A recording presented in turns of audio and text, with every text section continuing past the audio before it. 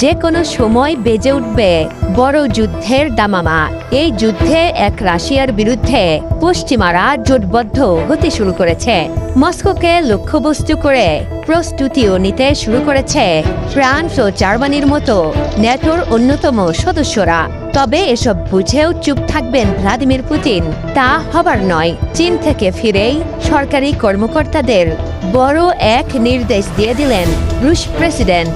নিজেদের সমরাস্ত্রের ভান্ডারকে সমৃদ্ধ করতে রেয়ার আর্থ মেটাল উৎপাদনে সময়সীমা বেঁধে দিয়েছেন ভ্লাদিমির পুতিন, যা ব্যবহার করে লেজার ও সামরিক সরঞ্জাম তৈরি করা হয়।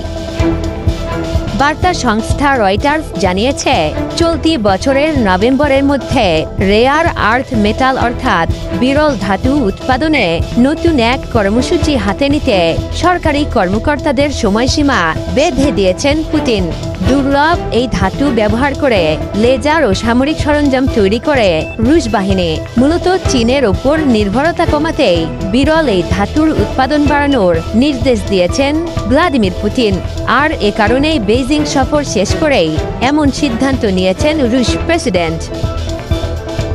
পুতিনের এমন মন্তব্য এমন এক সময় এলো যখন ইউক্রেনে সামরিক বল প্রয়োগের সিদ্ধান্ত নিয়েছেন রুশ প্রেসিডেন্ট। চীনের কুচকাওয়াজ শেষে সাংবাদিকদের তিনি বলেছেন, ইউক্রেন শান্তি চুক্তিতে রাজি না হলে সামরিকভাবে যুদ্ধ করে লক্ষ্য অর্জন করতে হবে। এমন হুঁশিয়ারির মধ্য দিয়ে ট্রাম্প ও পশ্চিমা বিশ্বকে বার্তা দিতে চেয়েছেন পুতিন। বিশ্লেষকরা বলছেন, ইউক্রেনকে নিয়ে পশ্চিমাদের গড়িমসি পুতিনকে এমন মন্তব্য করতে বাধ্য করেছে। এদিকে আগামী বছরের মার্চের মধ্যে বড় এক যুদ্ধের প্রস্তুতি নিচ্ছে ফ্রান্স। এজন্য নিজ দেশের হাসপাতালগুলোকে বিশেষ এক নির্দেশনা দিয়েছেন ইমানুয়েল ম্যাক্রো। এছাড়া ন্যাটো জোটভুক্ত 14 দেশের যুদ্ধজাহাজ নিয়ে বাল্টিক সাগর অঞ্চলে হুঙ্কার তুলেছে জার্মানি।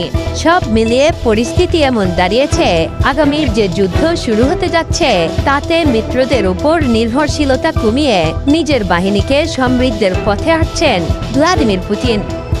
ইউক্রেনের সাথে দীর্ঘ 3 বছরের বেশি সময় ধরে চলা যুদ্ধে রাশিয়াকে অকুণ্ঠ সমর্থন করে যাচ্ছে কিমের উত্তর কোরিয়া। যুদ্ধের ময়দানে সেনা ও মস্কোতে সেনা সরবরাহ করে বন্ধু পুতিনকে সমর্থন করে যাচ্ছেন কিম জং উন। চীনও ছায়া হয়ে সর্বদা সাহস যোগাচ্ছে রুশ প্রেসিডেন্টকে। এখন বিরল ধাতুর উৎপাদন বাড়িয়ে শত্রুদের হৃদয়ে কাঁপন ধরাতে পরিকল্পনা সাজাচ্ছেন ভ্লাদিমির পুতিন।